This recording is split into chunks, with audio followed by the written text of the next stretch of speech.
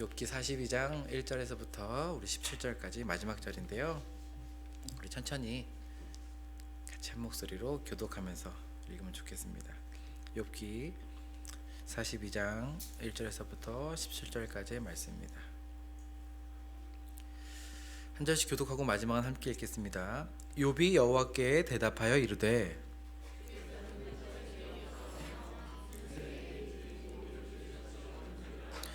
무지한 말로 이치를 가리는 자가 누구니까? 나는 깨닫지도 못한 일을 말하였고 스스로 알 수도 없고 헤아리기도 어려운 일을 말하였나이다.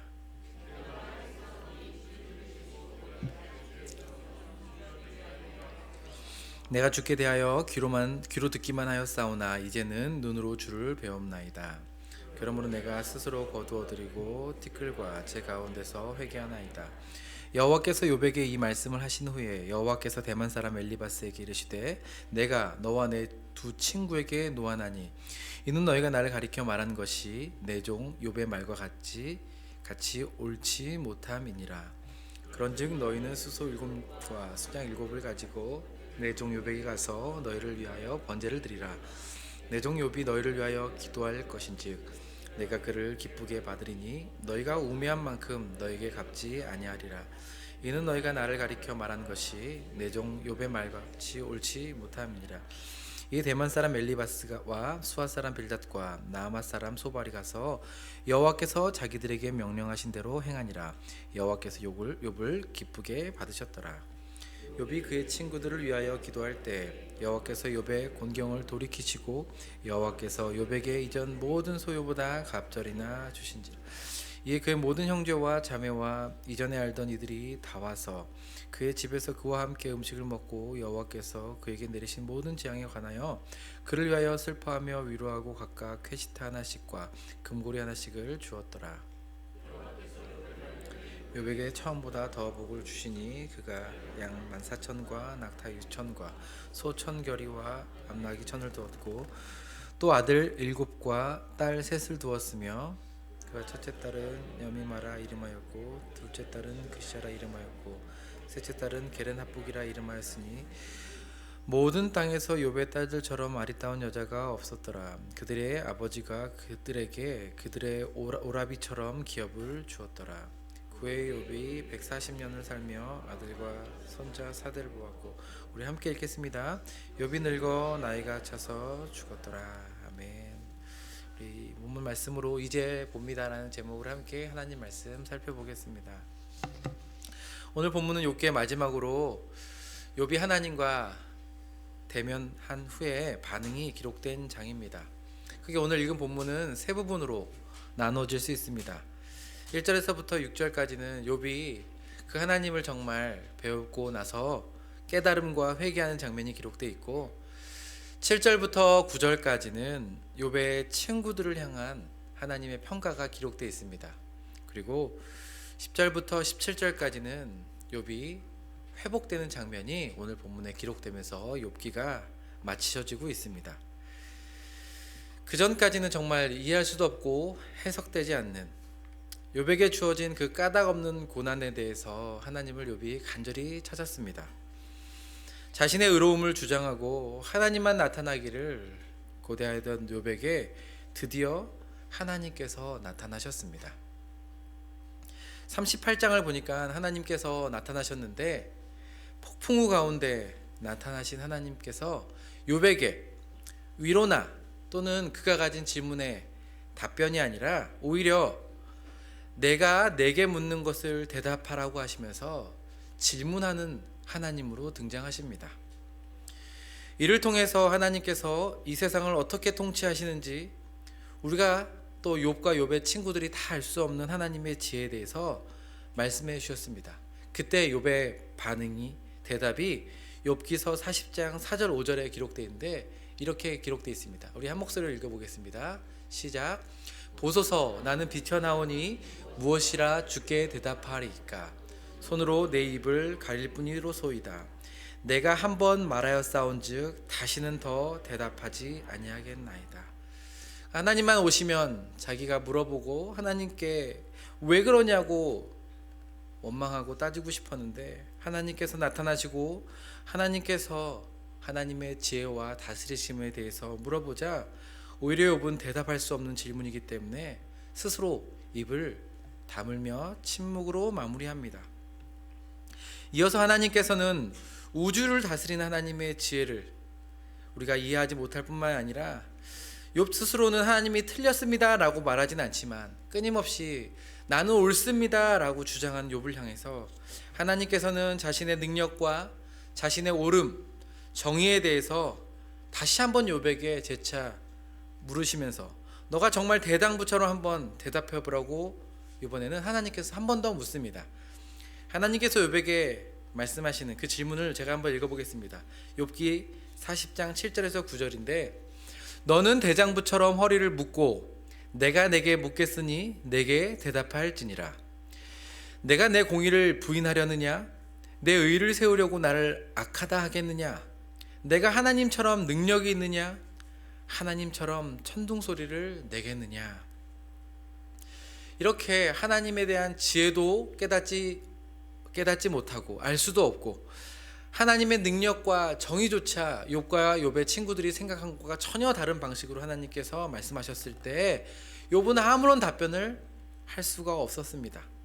이런 하나님의 대화 이후에 나온 고백이 바로 오늘 본문 1절부터 6절까지의 내용입니다.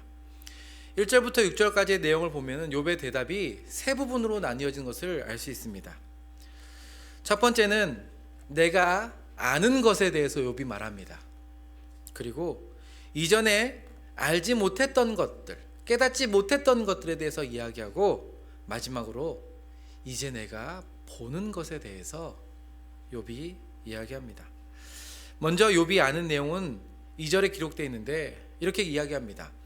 주께서는 못하실 일이 없사오며 무슨 계획이든지 못 이루실 것이 없는 줄을 압니다.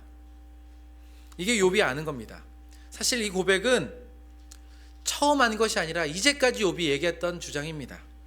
하나님께서는 전능하시기 때문에 못하실 일이 없으시고 무슨 계획이든지 못 이루실 수 없으신 분입니다. 이 얘기 아닙니까? 이제까지 욥과 욥의 친구들이 자신이 믿고 있던 바요 신앙 고백처럼 해왔던 말입니다. 하지만 지금 이 자리에서 말하는 고백은 과거 것과는 다릅니다. 과거가 경험 가운데 전통 가운데 문자적으로 갇혀 있었던 어쩌면은 머리로 믿어졌던 교리라면 지금 이 순간에 하는 이 고백은 주께서는 못하실 일이 없고 무슨 계획이 드신지 못 이룰 것이 없습니다 라는 고백은 진짜 하나님을 대면하고 믿음과 확신에서 나오는 고백입니다. 이전에 알았던 것이지만 이제 정말 더 분명히 알게 되었습니다 라고 고백하는 것입니다. 두 번째, 욥이 전에 알지 못한 것이 무엇인가를 3절에서 이렇게 기록합니다. 자신에 대해 무지한 말로 이치를 가리는 자 누구인가 라고 되묻습니다. 이 말은 하나님의 능력과 지혜에 대해서 아무런 답변조차 할 수 없고 능력도 없는, 이전에는 하나님의 지혜와 능력 또는 공의 이거에 대해서 하나님께서 나타나시기만 하면 내가 변론하고 싶고 나의 억울함을 호소하고 싶었는데 내가 얼마나 무지한 말로 이치를 가리던 자인지를 능력도 없고 지혜도 없고 아무런 답변조차 할 수 없는 자신의 실체를 마주한 그런 욥의 고백입니다. 뒤이어서도 뭐라고 이야기합니까? 나는 깨닫지 못한 일을 말하고 스스로 알 수 없고 헤아리기도 어려운 일을 말하였다.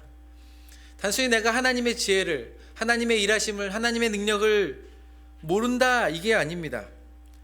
내가 오히려 그런 하나님 앞에서 하지 말았어야 될 말과 비난을 했고 이해하지 못한 하나님의 지혜를 이해하는 척 했다라고 정말 정직하게 자신을 인정하는 겁니다. 자신이 아는 것에 대해, 이전에 알지 못했던 것에 대해 말한 욥은 마지막으로 내가 이제야 알게 된 것, 내가 이제야 보게 된 것을 4절에서부터 6절까지의 내용으로 이야기합니다. 그리고 이제는 그 주님을 보았다라고 고백합니다. 과거 욥에게 하나님에 대한 것은, 하나님에 대한 지식은 귀로 들은 지식입니다. 욥의 친구들도 마찬가지입니다. 한결같이 이야기한 내용을 보면 결국 자신의 이성과 전통, 그리고 자신이 알고 있는 교리에 갇힌 그 하나님, 그것도 틀린 것은 아니지만 자기 세계에 제한된 그 지식과 지혜로 하나님을 이해하고 들어왔었습니다. 전능하신 하나님 알고 있습니다. 그분이 계시다는 것 알고 있습니다. 그분이 의로우시고 능력도 무한하시다는 것, 어쩌면 우리가 지금 이 자리에서 앉아서 듣고 있던 거 다 아는 것 아니겠습니까? 범죄한 자들에게는 벌을 내리시고 또 의로운 자들에게는 상을 내리신 하나님이시다. 다 알고 있는 내용입니다. 우리도 그렇습니다. 우리가 아는 하나님은 어쩌면은 성경의 진리가 또 전통과 교회를 통해서 가르쳐준 지식에 기반하고 있습니다. 때로는 경험적으로 마주한 사실도 있지만 사실은 다 이해하지 못했지만 우리는 믿고 있는 지식들이, 지혜들이 많습니다.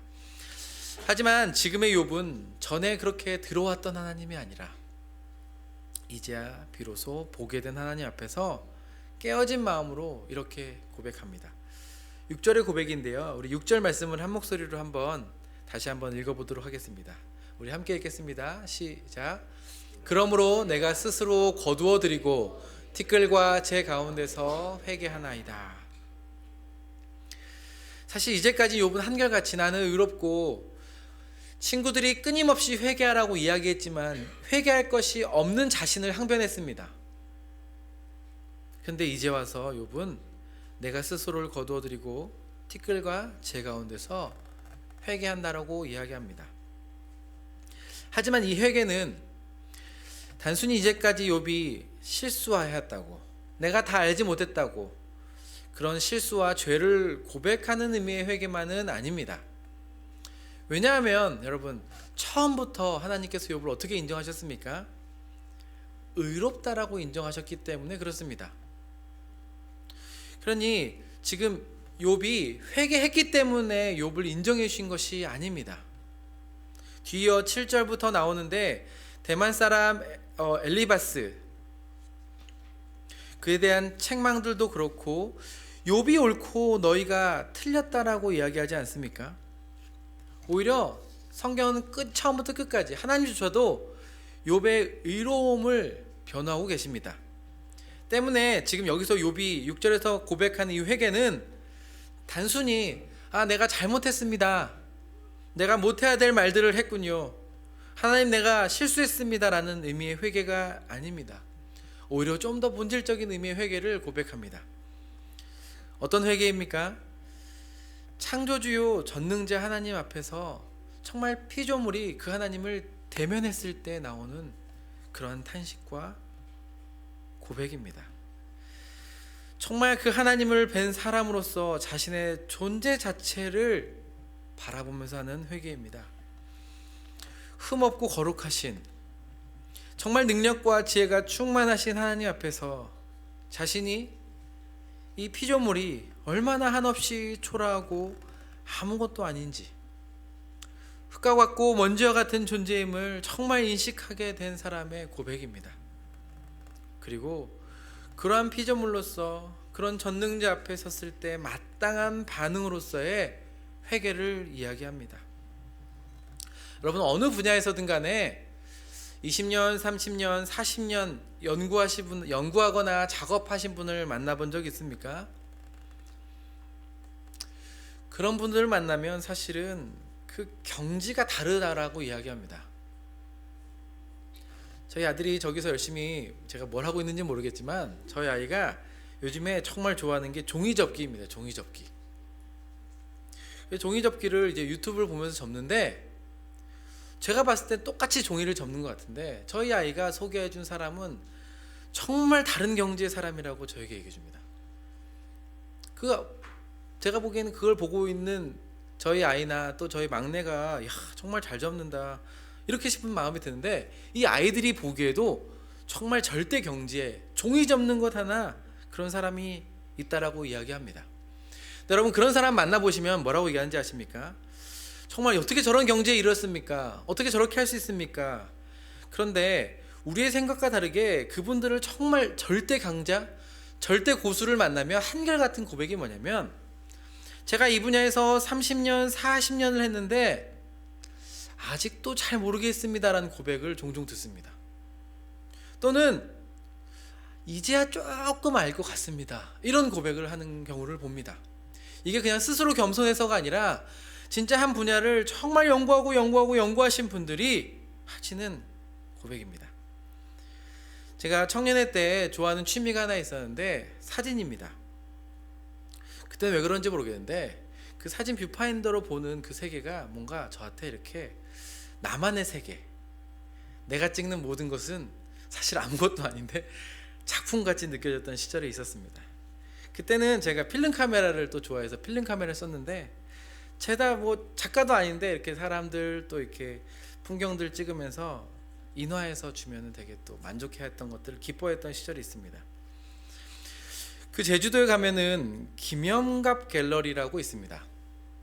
한 번쯤 가보신 적 있을지 모르겠지만 제가 제주에 한 번 갔을 때 거기에서 김영갑 씨가 찍은 사진과 그 책을 보면서 더 이상 사진을 찍을 수 없겠다는 생각이 든 적이 있습니다. 그분은 사실 제주가 고향도 아니고 충남 부여 사람인데, 사실 제주에 한번 방문한 이후로 20여 년 동안 제주를 왕래하면서 이제 어느 시점이 됐을 때 아예 제주에 집을 지었고 제주에 자기의 주소를 옮겨서 사진을 찍었는데, 그가 가장 좋아했던 작품 중에 하나는 그 제주에 가면 그 오름들 있지 않습니까? 우리 작은 산이라고 불리는 오름만 20여 년 가까이 이제 찍어온 겁니다. 근데 이제 그가 40대 지나면서 루게릭병에 걸려서 이제 근육이 몸이 이렇게 축소되어져 가는데, 사실은 자신은 모든 조금이라도 돈을 벌면 모든 것을 이제 필름과 사진을 찍는 데 투자했다고 합니다.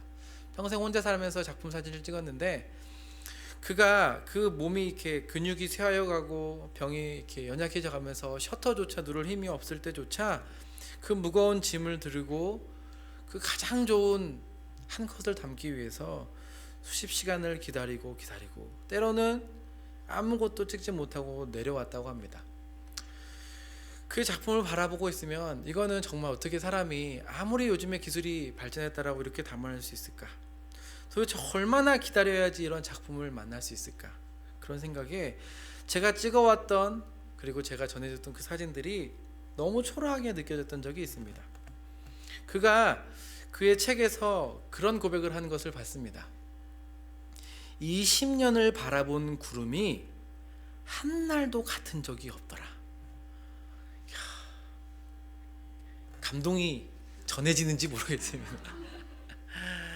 맨날 구름, 똑같은 구름 같은데 가끔 봤을 때 구름이 그냥 저런갑다 하는데, 구름만 20년 바라본 그 작가는 한 번도 같은 구름이 없었다라고 이야기합니다. 여러분, 한낱 피조물이 피조 세계를 연구해도 결과가 이러하고 보면 볼수록 우리가 겸손해질 수밖에 없는데, 하나님을 알아간다는 건 어떻게 그 하나님을 우리의 경험과 이성에 가둘 수 있겠습니까? 그분 앞에 우리가 정말 선다고 했을 때 욥의 고백이 이 말밖에는 어떤 것이 여러분 더 있겠습니까? 때문에 정말 여러분, 신앙이 출발한다는 것, 신앙을 생활한다는 것은 다른 모든 경험, 기도의 응답들, 간증들도 있지만 정말 참 신앙의 출발은 욥이 고백했던 것처럼 이 회개의 고백으로부터 시작합니다. 내가 정말 그 말로만 듣던, 남들이 경험했던 그 하나님을, 주님을 만나니 내가 얼마나 무가치한지 이제야 비로소 알겠습니다. 마치 주님을 만난 베드로가 나는 죄인입니다, 나를 떠나소서 했던 것처럼, 이제는 과거 내가 내 수준에서 내가 만들어둔 신앙관, 신앙체계 안에서의 하나님이 아니라 이 모든 지식을 뛰어넘고 실제 하시는 주님을 배웠고, 그제서야 나오는 피조물의 탄식과도 같은 것이 바로 이 회개입니다. 지난주에 한 청년이 저에게 전화를 했습니다. 시간이 되시냐고. 통화를 하는데 시간이 되냐고 하면 뭔가 긴장이 되지 않겠습니까? 그런데 이 청년이 저에게 이렇게 이야기하는 겁니다. 자기가 요즘 욥기를 큐티하는데 너무 은혜가 돼서 이걸 나누고 싶은데 나눌 사람이 없어서 저한테 전화했다는 겁니다. 근데 때마침 제가 그날 큐티를 못했습니다.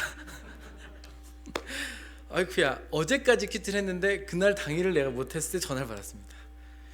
오늘 큐티를 얘기하는데 이제 그 친구도 뭐 배려인지 모르겠지만 하나님이 나타나셨는데요 이렇게 이야기하면서 얘기를 해주는데 그런 얘기를 하는 겁니다. 하나님이 하나님의 지혜를 욥에게 설파하는데 이제까지 내 지혜가 뭐였는지를 돌아보게 됐다는 거예요. 그 하나님이 이야기하시는 그 지혜, 어느 것 하나 돌아나 옮길 수 없고 우리가 상상하지 못한 것들을 하나님께서 우리 인생 가운데 베푸셨던 그 지혜, 어떻게 새끼가 새끼를 낳는지 알 수도 없고 우리가 잠잘 때 무슨 일이 일어날지 알 수 없는 그 모든 지혜와 지식이 하나님께로부터 있다라고 이야기해주면서 내가 가진 지혜가 얼마나 초라한지를 깨달았다고 이야기합니다. 기껏해야 20평생 자기가 배운 것은 학교에서 배운 지혜가 전부고 사람이 이야기했던 지혜, 전공을 어떻게 해야 되는지, 직장을 어떻게 가야 되는지, 취업 준비를 어떻게 해야지, 이런 지혜가 전부인데 이거 가지고 자랑하고 우쭐하고 때로는 의기소침해지는 내 자신이 너무나 부끄럽고 초라해졌다고. 감히 상상도 할 수 없는 하나님의 지혜와 능력 앞에 우리의 지혜가 얼마나 초라해졌는지 저에게 너무 감격이 돼서 전화를 한 겁니다. 그래서 저도 참 감격이 되고 그 친구가 마지막에 이렇게 이야기하는 겁니다. 이 하나님을 우리 아이들이 정말 알았으면 좋겠어 이렇게 얘기하는 겁니다. 우리 어린아이들이 자기가 20대 때 이제야 이 하나님의 그 전능하심과 그 지혜를 알게 되었는데 우리 어린아이들이 이 지혜를 알았으면 좋겠다라고. 그래서 제가 어린이집 부서 간 지 이제 2주밖에 안 됐는데 마치 저한테 똑바로 해야 될 것 같다는 말처럼 들려왔습니다. 사랑하는 성도 여러분, 우리의 신앙의 연륜이 깊어져 간다는 게 무엇입니까? 직분을 안고 많은 경험이 쌓이는 것도 중요합니다. 또 좋은 선배가 어른이 되어 가는 것도 중요합니다. 하지만 우리의 신앙 여정 앞에 날마다 새로우신 하나님, 아침에 눈 뜨면 어제와 또 다르신 하나님, 사실 우리 짧은 인생 가운데 매일 눈을 뜨고 알아가도 부족함이 없는 하나님, 우리의 신앙 여정에 내가 그 하나님 앞에 설 때마다 우리와 하나님과 사이가 얼마나 먼지, 이런 우리를 어떻게 가깝게 하셨는지 감사와 이 회개의 고백이 날마다 샘솟기를 주님의 이름으로 축원합니다. 뒤이어서 하나님께서는 욥의 친구들을 책망하시고 또 욥을 회복시키는 장면으로 마무리가 됩니다. 말씀을 읽다 보면 욥의 처음도 그랬고 마지막도 그런데 정말 하나님이시다, 그 하나님의 지혜와 능력이 나타나는 결말과 같다라고 생각합니다. 우리가 생각하는 이야기의 정말 최고의 해피엔딩은 뭡니까? 그들이 행복하게 살았습니다, 이거 아닙니까? 근데 하나님의 이야기의 결말은 그렇지 않습니다. 먼저 하나님께서는 욥의 친구들을 책망하십니다. 그 책망의 이유는 내 종 욥의 말이 옳고 너희들이 옳지 않았다는 것입니다. 욥의 친구들의 주장이 틀렸다는 사실입니다. 물론 그들의 신앙 고백이나 전통이 틀린 것은 아닙니다. 아까 앞서 말씀드린 것처럼 여기서 책망하시는 것은 그들이 하나님을 대하는, 하나님의 지식에 대하는 그런 방식에 대한 책망입니다. 친구들도 욥도 하나님의 능력과 지혜를 듣기만 하고 보지 못하는 것은 동일합니다. 하지만 욥은 끊임없이 하나님을 향해서 묻습니다. 하나님을 향해서 답을 찾고 하나님을 향하여서 무언가를 요구합니다. 반면 친구들은 어떻습니까?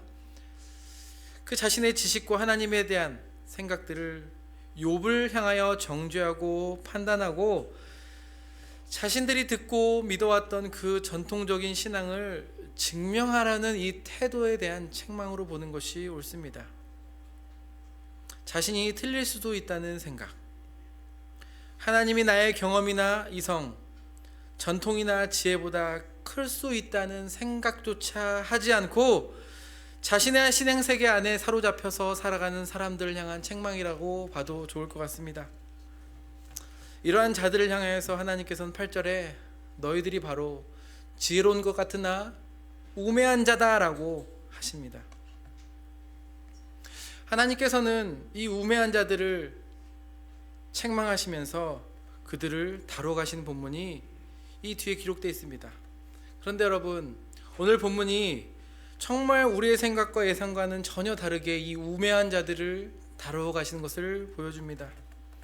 이런 우매하고 무지한 자들, 내 의인, 내 사람 욥을 그렇게 핍박했던 이것들을 책망하시고 심판하시면서 너희들이 틀렸고 내가 옳다라고 하나님의 정의를 드러내시는 방식이 아니라 전혀 다른 방식으로 하나님의 정의를 드러내십니다. 그 방식이 8절에 나와 있습니다. 우리 8절 말씀도 한 목소리로 한번 읽어보도록 하겠습니다. 함께 읽겠습니다. 시작. 그런즉 너희는 수소 7과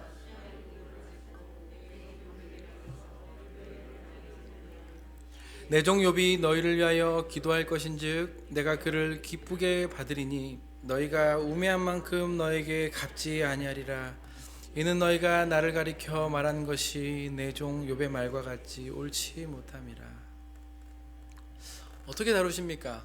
그들을 심판하시고 저주하시고 그들이 가진 것을 뺏어버리는 것이 아니라 오히려 그들이 상처 줬던 욥을 중보자로 세우시고 번제를 드리게 하고 욥이 그 친구들을 위해서 기도함으로 서로 화목하게 하십니다. 그리고 이를 통해서 하나님과의 관계도 회복하게 하는 방식으로 하나님의 공의를 드러내 보여주십니다. 누군가의 죄를 대속하여 속죄하는 방식, 어디서 많이 들어봤던 방식 아닙니까? 그림자처럼 이 구약의 이런 장면들은 완전하진 않지만 신약의 그리스도의 구속 사건을 내다보면서 다루시는 방식 같습니다. 우리가 잘 아는 것처럼 이사야서 53장 4절에서 6절은 동일한 원리를 우리에게 그렇게 적용했다라고 하면서 말씀하십니다. 제가 한번 읽겠습니다. 그는 실로 우리의 질고를 지고 우리의 슬픔을 당하였거늘 우리는 생각하기를 그는 징벌을 받아 하나님께 맞으며 고난을 당한다 하였노라. 그가 찔림은 우리의 허물 때문이요 그가 상함은 우리의 죄악 때문이라. 그가 징계를 받음으로 우리는 평화를 누리고 그가 채찍에 맞음으로 우리는 나음을 받았도다. 우리 6절 한 목소리로 읽겠습니다. 시작. 우리는 다 양 같아서 그릇 행하여 각기 제 길로 갔거늘 여호와께서는 우리 모두의 죄악을 그에게 담당시키셨도다. 아멘. 죄로 인해 스스로 우리 역시 하나님과 멀어졌습니다. 사람과의 관계가 깨어졌고 피조 세계와에도 모든 관계가 깨어진 상태 아래에 있는 우리를 하나님께서 다루시는 방식은 진멸하지 않으셨습니다. 우리의 존재와 죄와 허물, 우리의 마음의 의도들, 악한 시도들까지 다 아시는 분께서 어떻게 하셨습니까? 마치 범죄한 아담을 찾듯이 우리를 부르시고 찾아주셨습니다. 그리고 마침내는 죄가 없고 의로운 자신의 아들에게 우리의 모든 죄와 허물을 담당시키셔서 우리가 아닌 예수를, 그의 아들을, 의인을 십자가에 못 박아 죽임으로 우리의 죄를 없이 하시고 우리를 당신의 자녀 삼아 화목한 관계로 만들 새 길을 열어주셨습니다. 심지어 사도 바울은 로마서 11장 32절에서 정말 이해할 수 없는 하나님의 지혜와 공의와 지식을 이렇게 노래합니다. 우리 32절 한번 읽어볼까요? 시작. 하나님이 모든 사람을 순종하지 아니하는 가운데 가두어 두심은 모든 사람에게 긍휼을 베풀려 하십니다. 모두가 죄인이라고 말했던 욥을 하나님께서는 의롭다 칭하십니다. 스스로 의롭다 여겼던 욥의 친구들은 하나님께서 고발하십니다. 하지만 그렇게 정의가 이루어지는 것이 아니라 그 친구들을 회복시키시는 하나님의 계획과 방식은 하나님만이 하실 수 있는 지혜와 공의입니다. 우리에게도 역시 우리의 죄와 허물을 심판하시고 그리스도께로 인도하는 하나님만의 공의와 사랑의 방식을 십자가에서 보여주셨습니다. 그 어느 것 하나 인간의 지혜가 생각이 끼어들 틈이 없습니다. 뒤이어서 베푸신 욥의 축복도 마찬가지입니다. 본문은 욥이 회개했기 때문에 축복했다라고 말하지 않습니다. 하지만 고난을 주신 분도 하나님이신 것처럼 어쩌면 까닭없는 갑절의 축복을 주실 수 있는 분, 우리 살아생전의 부귀와 영화만이 아니라 그분께 속해 있는 모든 인생의 죽음까지도 돌보시는 분이 바로 여호와 하나님이시오, 그분의 지혜와 능력이라고 소개하면서 마무리 짓는 것 같지 않습니까? 앞서 말했던 청년의 이야기로 오늘 말씀을 마무리하고 싶습니다. 그 청년이 전화를 하면서 이렇게 이야기하는 겁니다. 예전에는 하나님이 아름답다라고 이야기할 때 그 아름다움을 이해하지 못했답니다. 하나님이 전능하시다, 하나님 나의 기도를 응답하신다, 하나님이 살아계신다 라는 말에는 내가 반응할 수 있었고 끄덕일 수 있었는데, 그 하나님을 알면 알수록 우리가 생각할 수 없는 방식으로 우리 인생을 다뤄가시고 우리를 구원하신 그 하나님을 보면 볼수록 그 하나님이 정말로 아름답다, 그 말이 무슨 뜻인지 이제 조금 이해가 갈 것 같다라고 고백해 주었습니다.